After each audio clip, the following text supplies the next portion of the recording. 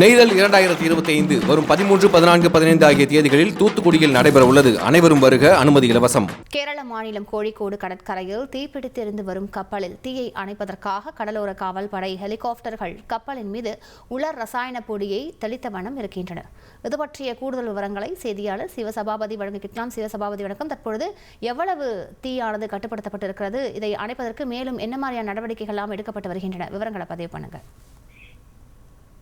கேரள மாநிலம் கோழிக்கோடு மாவட்டம் பேப்பூர் கடற்பகுதியிலிருந்து 95 கிலோமீட்டருக்கு அப்பால் பாத்தீங்கன்னா சிங்கப்பூரை சேர்ந்த வான்சாய் என்ற கப்பல் கடந்த 2 தினங்களுக்கு முன்பு தீப்பிடிச்சு இதுல பாத்தீங்கன்னா 22 பேர் வரைக்கும் அங்க பணியாளர்கள் இருந்தாங்க. இவங்களை எல்லாத்தையும் பாத்தீங்கன்னா இந்திய கடற்படை மற்றும் இந்திய கடலோர படையினர் காப்பாத்தி மங்களூர்ல அவங்களுக்கு சிகிச்சை அளிச்சுக்கிட்டு இருக்காங்க.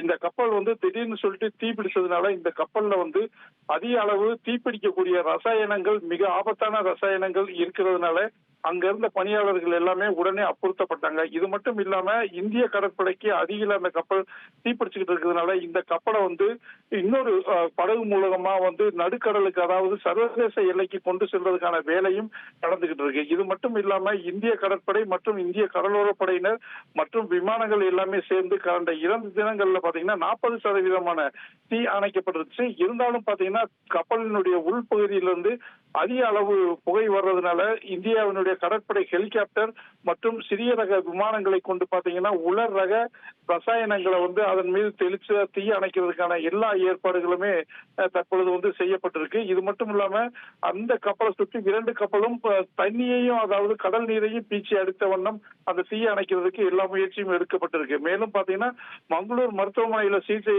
அளிக்கப்பட்டிருக்கவங்கள்ட்ட வாக்குமூலம் பெறப்பட்டு இந்த கப்பல் தீப்பிடிச்சதுக்கான வழக்கு பதிவும் செய்யப்படுறதுக்குண்டான சாத்தியக்கூறுகளும் தற்பொழுது உள்ளது. கூடுதல் விவரங்களுக்கு நன்றி சிவசபாபதி. அடுத்து ஒரு அண்மை செய்தி பார்க்கலாம். நெய்தல் 2025 வரும் 13, 14, 15 ஆகிய தேதிகளில் தூத்துக்குடியில் நடைபெற உள்ளது. அனைவரும் வருக, அனுமதி இலவசம்.